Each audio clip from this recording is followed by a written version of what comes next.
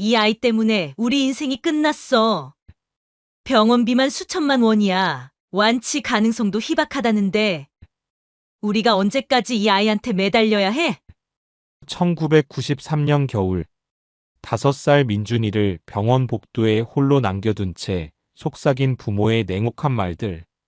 희귀 간질환인 윌슨병 진단을 받은 아이에게 내려진 가족의 잔인한 선택. 하지만 30년 후 그 버려진 아이는 자신을 포기했던 부모의 수술을 하게 되었습니다. 과연 이 가족에게는 어떤 운명이 기다리고 있을까요? 시청하시기 전 무료인 구독과 좋아요 부탁드립니다. 1993년 12월 서울의 한 대학병원 소아과 진료실은 무거운 침묵에 잠겨 있었습니다. 5살 민준이는 엄마 무릎에 앉은 채 하얀 가운을 입은 의사를 바라보고 있었죠. 아이의 얼굴은 평소보다 노랗게 변해 있었고 배는 부풀어 올라 있는 상태였습니다. 윌슨병입니다. 의사의 진단이 차가운 진료실에 울렸습니다. 희귀 간질환으로 구리가 간과 뇌에 축적되면서 발생하는 유전질환이죠. 평생 약을 복용해야 하고 치료비는 상당할 겁니다. 아버지 강석호는 대기업 중간관리직으로 일하는 평범한 40대 남성이었습니다.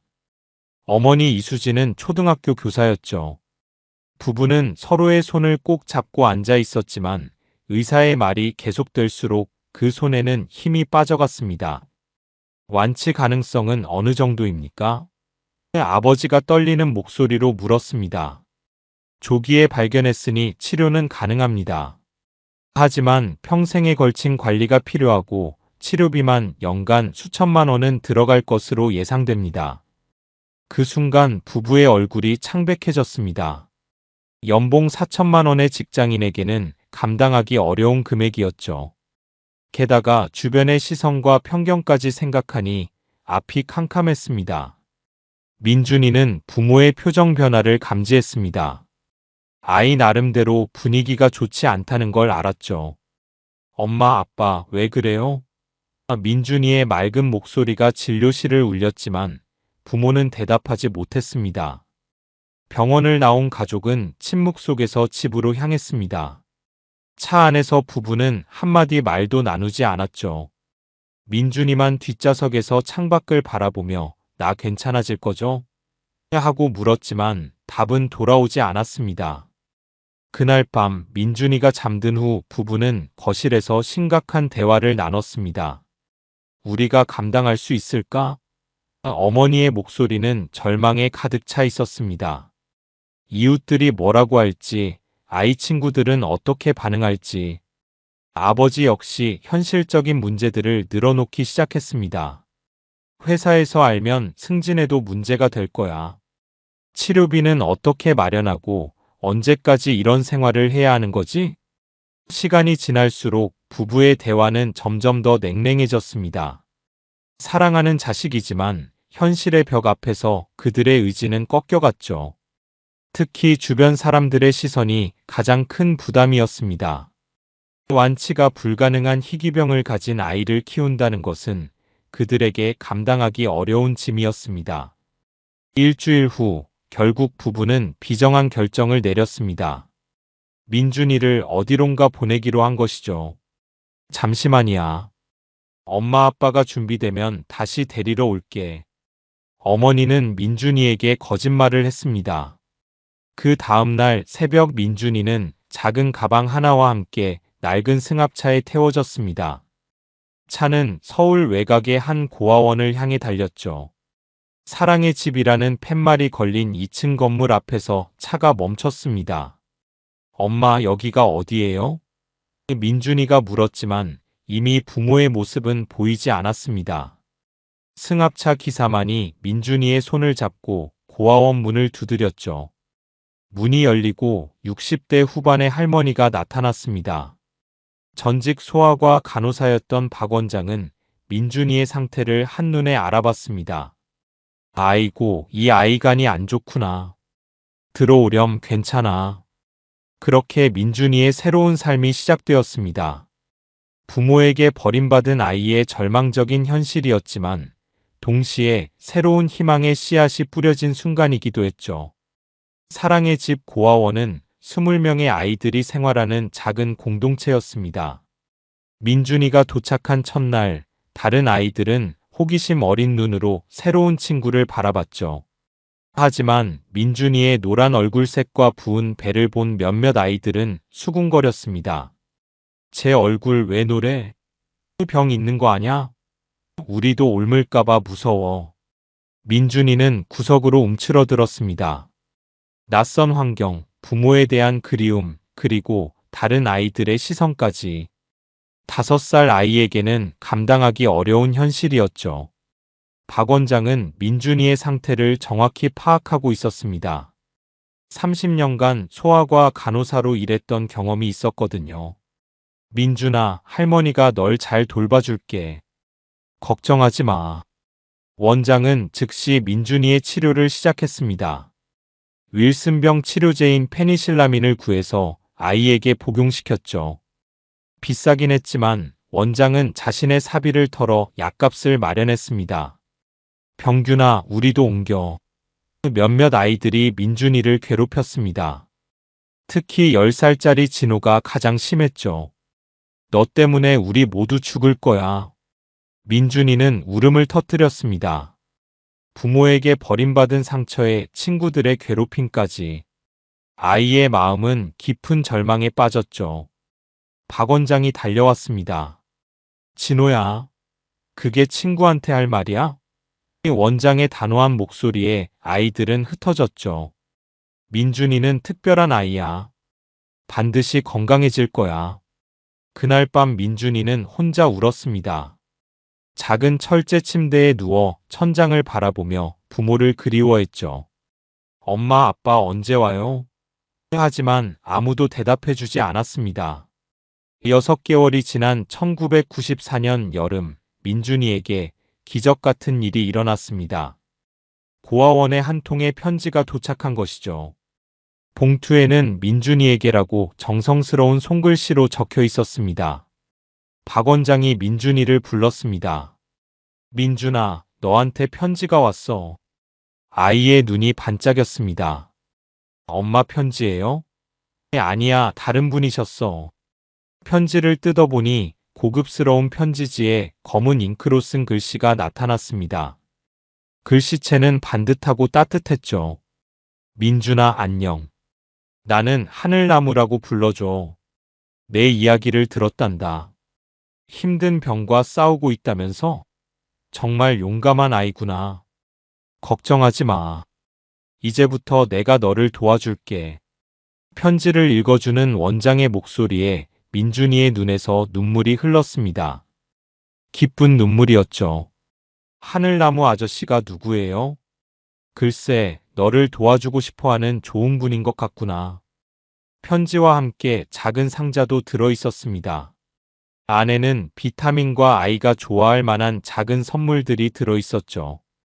새 크레파스, 스케치북, 그리고 작은 봉제 인형까지. 우와. 민준이는 처음으로 밝은 표정을 지었습니다. 다른 아이들도 신기해하며 둘러쌌죠.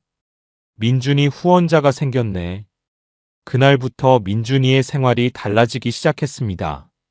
하늘나무라는 신비한 후원자 덕분에 치료비 걱정을 덜게 되었고, 아이의 마음에도 희망이 싹트기 시작했죠. 편지 마지막에는 이런 문구가 적혀 있었습니다.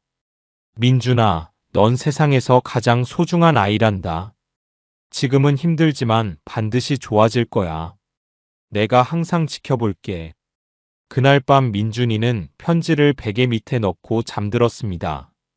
처음으로 안전하다는 느낌, 누군가 자신을 지켜보고 있다는 든든함을 느꼈죠.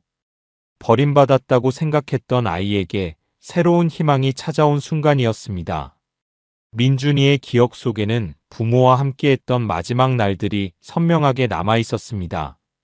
1993년 겨울, 병원에서 진단을 받던 그날의 기억이 계속 되살아났죠. 부모의 표정 변화, 침묵으로 가득했던 집안 분위기, 그리고 마지막 밤. 엄마가 마지막에 뭐라고 했지? 민준이는 종종 혼자 중얼거렸습니다. 어머니가 자신의 목에 작은 목걸이를 걸어주며 했던 말이 희미하게 기억났거든요. 목걸이는 은으로 만든 작은 하트 모양이었습니다. 뒷면에는 글자가 새겨져 있었죠. 민준이는 자신의 이름 줄임말이라고 생각했지만 왠지 모르게 다른 의미가 있을 것 같은 느낌이 들었습니다. 박 원장은 민준이의 과거에 대해 더 많이 알고 있었습니다. 아이를 데려온 사람들과 나눈 대화를 통해 대략적인 사정을 파악했거든요. 하지만 아이에게는 말하지 않았습니다. 너무 어린 나이에 모든 진실을 알기에는 부담스러웠으니까요. 어느 날 민준이는 원장실에서 우연히 자신의 파일을 보게 되었습니다. 청소를 도우다가 서류 더미에서 자신의 이름이 적힌 종이를 발견한 것이죠. 입소 사유 부모 양육 포기 마이너스 희귀 질환으로 인한 경제적 부담 특이사항 입소 당일 고급 승용차 목격됨, 추후 관찰 필요. 8살이 된 민준이에게는 어려운 단어들이었지만 대충 무슨 뜻인지는 알 수 있었습니다. 부모가 자신을 버렸다는 사실, 그리고 어떤 고급 승용차가 목격되었다는 내용. 고급 승용차가 뭐지? 민준이는 궁금했습니다. 혹시 자신을 지켜보는 누군가가 있는 건 아닐까요? 박 원장이 들어와서 민준이를 발견했습니다. 민준아, 여기서 뭐하고 있어? 원장님, 이 고급 승용차가 뭐예요? 원장은 잠시 고민했습니다. 글쎄, 누군가 너를 걱정하는 분이 계신 것 같구나. 그날 밤 민준이는 목걸이를 만지작거리며 생각에 잠겼습니다.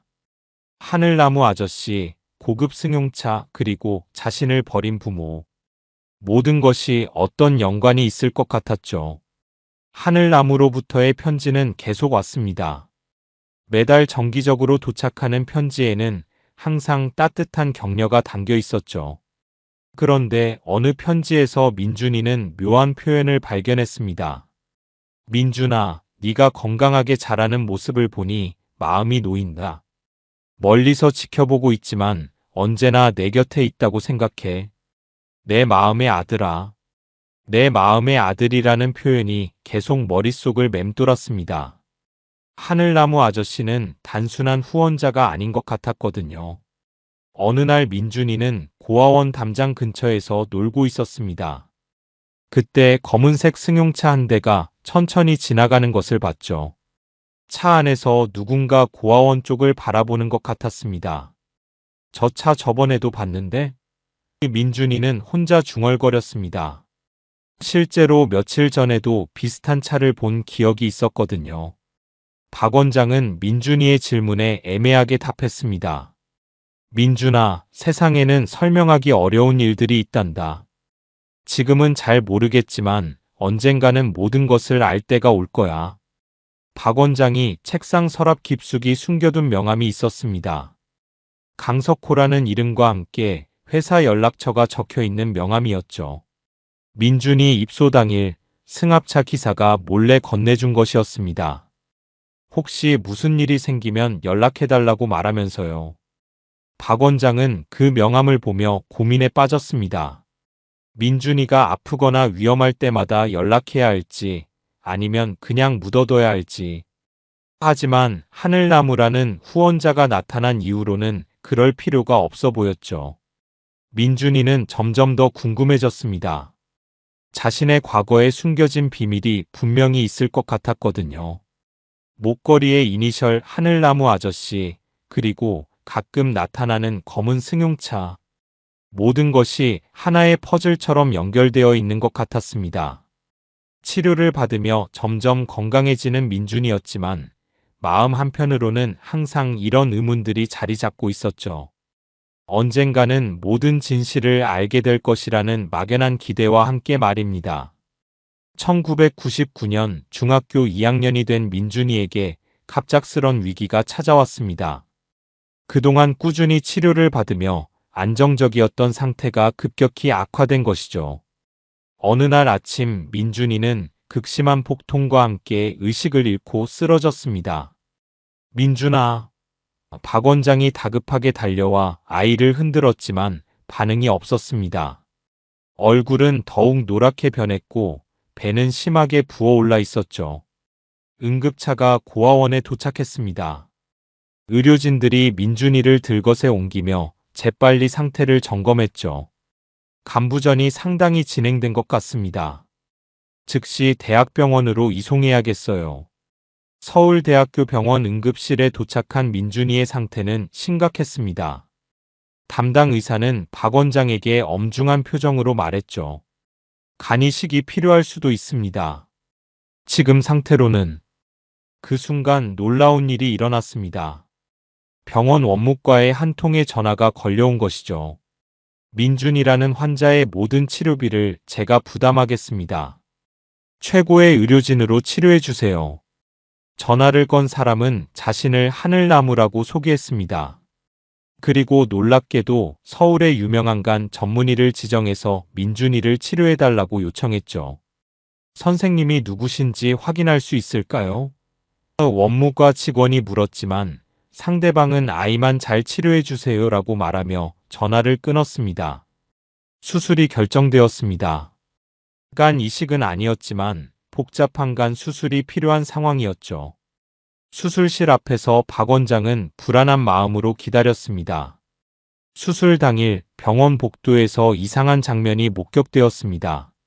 모자를 깊이 쓴 중년 남성이 수술실 앞을 서성이고 있었던 것이죠. 간호사가 다가가려 하자 남자는 멀찍이 떨어진 곳으로 이동했습니다. 저분 누구세요? 지나가던 간호사가 물었지만 남자는 대답하지 않았습니다. 그저 조용히 서 있을 뿐이었죠. 남자의 손에는 떨림이 있었고 눈가는 빨갛게 충혈되어 있었습니다. 8시간의 긴 수술이 시작되었습니다. 복도의 중년 남성은 계속 그 자리에서 기다렸죠. 화장실을 가는 것 외에는 한 발자국도 움직이지 않았습니다. 수술 중 민준이는 의식 깊은 곳에서 희미한 목소리를 들었습니다. 사라져, 민준아. 제발 사라져. 낯설지만 어딘가 따뜻한 남자의 목소리였죠. 그 목소리에는 간절함과 애절함이 담겨 있었습니다. 환청인지 현실인지 모를 그 목소리에 민준이는 힘을 얻었습니다. 죽음의 문턱에서 다시 삶으로 돌아오고 싶다는 의지가 생겼거든요. 마치 누군가 자신을 붙잡고 있는 것 같은 느낌이었습니다. 수술이 끝나갈 무렵 집도의가 나와서 말했죠. 다행히 성공했습니다. 하지만 아직 안심할 단계는 아니에요. 72시간이 고비입니다. 그 순간 복도에 있던 중년 남성의 어깨가 떨리는 것이 보였습니다. 마치 울고 있는 것 같았죠. 하지만 곧바로 몸을 돌려 엘리베이터 쪽으로 사라져 버렸습니다. 중환자실에서 72시간을 버텨야 했습니다. 박 원장은 밤낮 없이 병원에서 민준이를 지켰죠. 하늘나무 아저씨로부터도 매일 안부 전화가 왔습니다. 민준이 상태는 어떤가요? 전화 너머 목소리에는 깊은 걱정이 묻어나 있었습니다. 제발 괜찮기를 바랍니다. 72시간 후 기적이 일어났습니다. 민준이가 눈을 뜬 것이죠. 원장님. 약한 목소리였지만 분명한 의식이 돌아온 상태였습니다.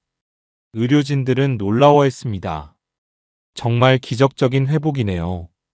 이런 경우는 흔하지 않아요. 담당 의사도 감탄을 금치 못했죠. 의식을 회복한 민준이의 병실에는 익명의 꽃다발이 놓여 있었습니다. 카드에는 간단한 메시지만 적혀 있었죠. 잘 견뎌줘서 고마워. 이제 건강하게 자라렴. 마이너스 하늘나무. 박 원장이 울면서 민준이의 손을 잡았습니다. 정말 다행이다. 하늘나무님께서 기도를 많이 해주셨나 봐. 민준이는 수술 중에 들었던 그 목소리를 계속 생각했습니다. 분명 누군가 자신을 위해 간절히 기도해줬던 것 같았거든요. 하늘나무 아저씨일까요? 아니면 다른 누군가일까요? 회복 과정에서 민준이는 더욱 강해졌습니다. 죽음의 위기를 넘긴 경험이 아이에게 새로운 각오를 심어줬죠. 나도 언젠가 의사가 되어서 아픈 사람들을 도와주고 싶어요. 그 마음을 담아 하늘나무 아저씨에게 편지를 썼습니다. 아저씨 덕분에 다시 살 수 있었어요. 저도 나중에 의사가 되어서 아저씨처럼 다른 사람들을 도와주고 싶습니다. 곧바로 답장이 왔습니다. 민준아, 그 마음 잊지 마라.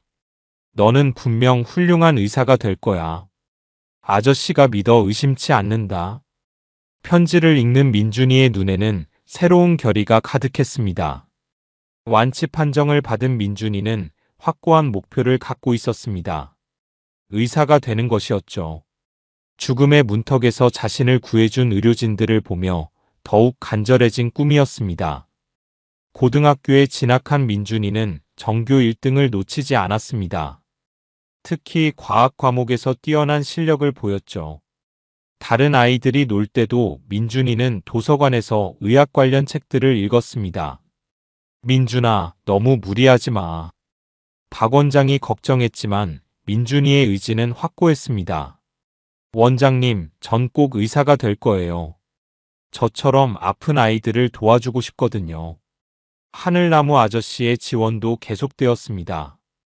고등학교 1학년 때는 과외비를, 2학년 때는 참고서와 문제집을, 3학년 때는 학원비까지 지원해줬죠. 편지에는 항상 격려의 메시지가 담겨 있었습니다.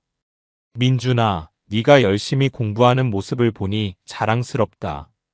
의대 진학은 쉽지 않겠지만 너라면 해낼 수 있어. 네가 의사가 되어 다른 아이들을 구해주길 바란다. 민준이는 서울대학교 의과대학을 목표로 했습니다. 최고의 의사가 되기 위해서였죠. 매일 새벽 5시에 일어나 밤 12시까지 공부했습니다. 고아원 다른 아이들이 걱정할 정도였죠. 민준이 형, 너무 공부만 하지 말고 우리랑 놀자. 미안, 나는 꼭 해야 할 일이 있어. 드디어 수능 시험날이 왔습니다. 민준이는 평소처럼 차분하게 시험을 치렀죠. 목에 걸린 목걸이를 만지며 마음을 다잡았습니다. 하늘나무 아저씨, 꼭 좋은 결과 있을 거예요. 결과는 놀라웠습니다. 전국에서 상위 1% 안에 드는 성적이었죠. 서울대 의대 합격은 확실해 보였습니다. 합격 발표 날 민준이는 떨리는 마음으로 인터넷 사이트에 접속했습니다. 수험번호를 입력하자 합격이라는 글자가 화면에 떴죠. 됐다. 민준이는 고아원 전체가 들릴 정도로 소리쳤습니다. 아이들과 직원들이 모두 달려와 축하해줬죠. 그날 저녁 특별한 선물이 도착했습니다. 하늘나무 아저씨로부터 온 축하 선물이었죠. 상자를 열어보니 의대생들이 사용하는 청진기가 들어 있었습니다. 편지도 함께 있었습니다. 민준아, 정말 축하한다. 네가 꿈을 이뤘구나. 이제 진짜 의사가 되기 위한 여행이 시작되는 거야. 이 청진기로 많은 환자들의 마음소리를 들어주길 바란다. 민준이는 청진기를 가슴에 대고 자신의 심장 박동을 들어봤습니다. 두근두근 뛰는 심장 소리가 꿈을 향한 설렘처럼 들렸죠. 의대에 입학한 민준이는 새로운 세계를 만났습니다. 해부학, 생리학, 병리학 등 어려운 과목들이 기다리고 있었죠. 하지만 민준이는 포기하지 않았습니다. 특히간 질환에 대한 관심이 높았습니다. 자신이 겪었던 질병을 더 잘 이해하고 같은 병으로 고생하는 환자들을 도와주고 싶었거든요. 의대 동기들과도 좋은 관계를 유지했습니다. 고아원 출신이라는 편견을 걱정했지만 민준이의 성실함과 따뜻한 성격에 모두들 호감을 표했죠. 민준아, 너 정말 대단해. 그런 어려운 환경에서도 여기까지 오다니. 고마워. 하지만 나 혼자 힘으로는 불가능했을 거야. 3학년 때 민준이는 첫사랑도 만났습니다. 같은 과 동기인 소영이었죠. 밝고 따뜻한 성격의 소영이는 민준이의 과거를 알고도 전혀 개의치 않았습니다. 과거는 중요하지 않아. 지금의 민준이가 어떤 사람인지가 중요하지. 소영이의 말에 민준이는 큰 위로를 받았습니다. 6년간의 의대 생활을 마치고 민준이는 우수한 성적으로 졸업했습니다. 졸업식 날 하늘나무 아저씨로부터 특별한 편지가 왔죠. 민준아, 드디어 의사가 되었구나. 정말 자랑스럽다. 이제부터는 환자들을 위해 최선을 다하는 의사가 되어주길 바란다. 그리고 언젠가 우리가 만날 날이 올 거야. 민준이는 편지를 읽으며 감동을 감추지 못했습니다. 지금까지의 여정이 주마등처럼 스쳐 지나갔죠. 고아원에 버려졌던 아픈 아이가 이제 다른 사람을 치료하는 의사가 된 것입니다. 인턴과 레지던트 과정을 거쳐간 전문의가 된 민준이는 빠르게 두각을 나타냈습니다. 특히 복잡한 간이식 수술에서 뛰어난 실력을 보였죠. 자신이 겪었던 질병에 대한 깊은 이해가 큰 도움이 되었습니다. 김민준 선생님의 수술 실력은 정말 놀랍습니다. 환자 회복률이 다른 의사들보다 훨씬 높아요. 동료 의사들의 평가였습니다. 민준이는 단순히 기술적인 실력뿐만 아니라 환자를 대하는 따뜻한 마음으로도 유명했습니다. 선생님, 제가 살 수 있을까요? 불안해하는 환자들에게 민준이는 항상 희망을 심어줬죠. 저도 어릴 때 같은 병을 앓았어요. 지금 이렇게 건강하게 살고 있잖아요. 걱정하지 마세요. 자신의 경험을 바탕으로 한 위로는 환자들에게 큰 힘이 되었습니다. 2015년 민준이는 하버드 의과대학 간이식 센터에서 연수할 기회를 얻었습니다. 세계 최고 수준의 의술을 배우기 위해서였죠. 미국에서의 2년은 민준이에게 새로운 전환점이 되었습니다. 최첨단 의료 기술을 익혔고 세계적인 의학자들과 교류했죠. 그곳에서 민준이는 혁신적인 간이식 기법을 개발했습니다. 김 박사님의 기법은 정말 놀랍습니다. 하버드 교수들도 민준이의 실력을 인정했습니다. 민준이가 개발한 기법은 국제학술지에 게재되며 큰 주목을 받았죠. 한국으로 돌아온 민준이는 서울대학교 병원 교수로 임용되었습니다. 그리고 곧바로 특별한 프로젝트를 시작했죠. 기적의 나무재단이었습니다.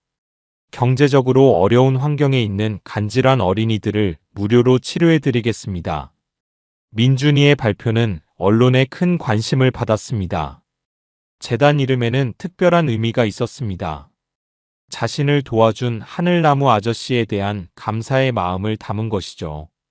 제가 받은 도움을 이제 다른 아이들에게 전하고 싶습니다. 기적의 나무재단은 큰 성과를 거두었습니다. 2년 동안 200명이 넘는 어린이들이 무료 치료를 받았죠. 그 중에는 북한에서 온 어린이도 있었습니다. 민준이의 활동은 국제적으로도 인정받기 시작했습니다. 2020년 세계의학협회에서 수여하는 올해의 의사상 후보에 올랐죠. 시상식은 스위스 제네바에서 열렸습니다. 민준이는 생애 처음으로 턱시도를 입고 국제 무대에 섰습니다. 가슴에는 여전히 그 목걸이가 걸려 있었죠.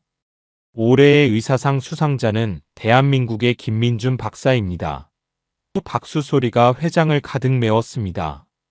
단상에 선 민준이는 목걸이를 꺼내 들었습니다. 이 목걸이는 제게 희망을 준 분이 주신 선물입니다.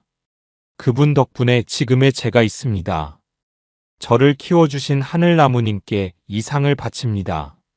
민준이의 수상 소감은 전 세계에 감동을 주었습니다. 고아에서 세계적 의사로 성장한 이야기, 그리고 익명의 후원자에 대한 감사는 많은 사람들의 마음을 울렸죠.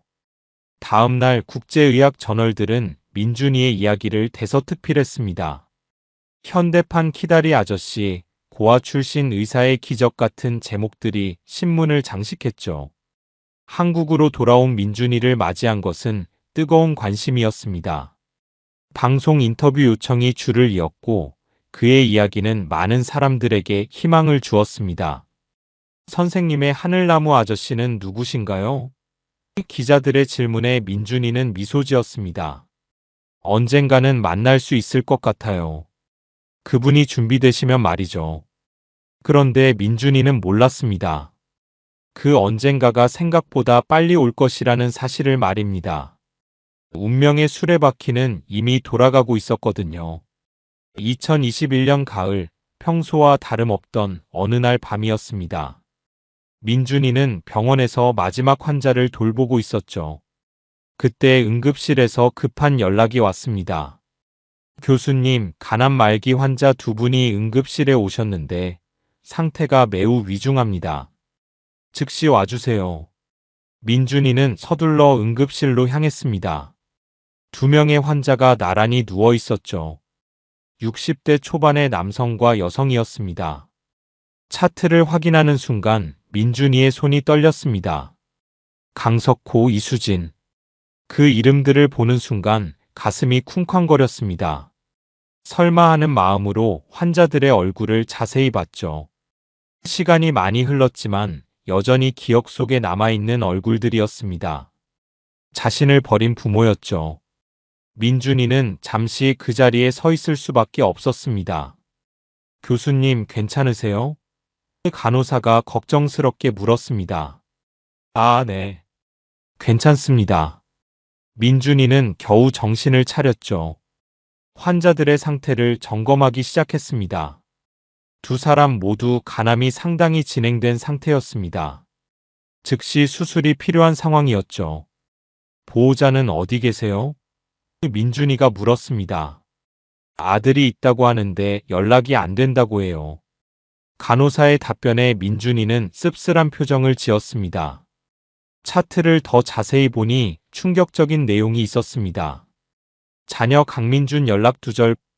그날 밤 민준이는 복잡한 심정으로 집에 돌아갔습니다.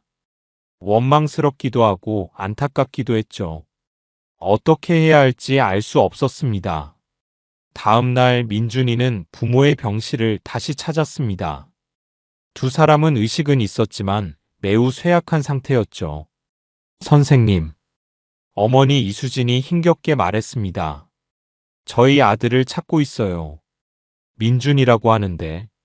민준이는 가슴이 미친 듯이 뛰는 것을 느꼈습니다. 어떤 아들인가요? 28년 전에 우리가 키우지 못해서. 어머니는 눈물을 흘리며 말했습니다. 아버지 강석호도 힘겹게 입을 열었습니다. 선생님, 우리가 정말 나쁜 부모였어요. 아이가 아팠는데 키울 능력이 없어서. 그때 민준이만 잘 키웠어도. 지금도 후회하고 있습니다. 강석호의 목소리에는 28년간 쌓인 죄책감이 묻어났습니다. 민준이는 잠시 말을 잃었습니다. 부모들이 그동안 얼마나 후회하며 살았는지 알 수 있었거든요. 수술을 받으셔야 합니다. 생각할 시간을 드릴게요. 그날 밤 민준이는 박 원장에게 전화를 걸었습니다. 원장님, 제 부모님을 만났어요. 뭐라고? 정말이야? 모든 상황을 설명하자 박 원장은 놀라워했습니다. 그래, 어떻게 할 생각이니? 모르겠어요. 마음이 너무 복잡해요. 며칠 후 민준이는 결심을 굳혔습니다. 의사로서의 소명이 개인적인 감정보다 앞섰죠. 수술을 하기로 결정했습니다. 수술 전날 민준이는 부모에게 진실을 말하기로 했습니다. 제가 민준입니다. 28년 전에 여러분이 고아원에 보낸 그 아이요. 두 사람의 얼굴이 창백해졌습니다. 민준아. 정말 너야? 어머니가 떨리는 목소리로 물었습니다. 네, 저예요. 민준이의 목소리는 차분했습니다. 지금은 의사가 되어서 여러분을 치료하게 되었네요. 아버지가 눈물을 흘리며 말했습니다. 미안하다. 정말 미안하다. 우리가 너무 못났어. 이제 그런 이야기는 하지 마세요. 수술에 집중하시죠.